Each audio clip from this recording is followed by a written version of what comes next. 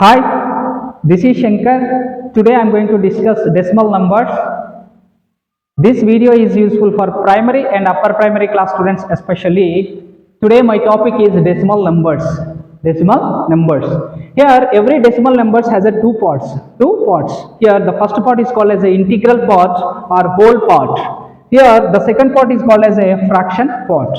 Before we are going to know the one example, we are going to discuss one example. This is called as a 7.35. This is a decimal number. 7.35. Here this is dot, means this dot is called as a decimal point. Decimal point. This part is called as a integral part. Dot left side, integral part, integral or whole part.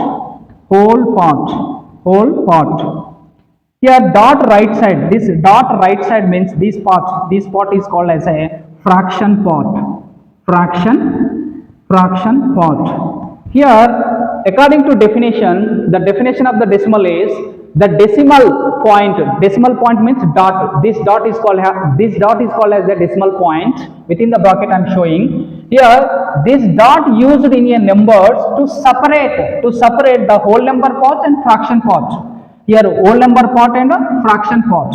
Here also this dot showing in, this dot is separated or separate 7.35. Between one dot is there. Dot left side, this is a integral part. Dot right side, this is a fraction part.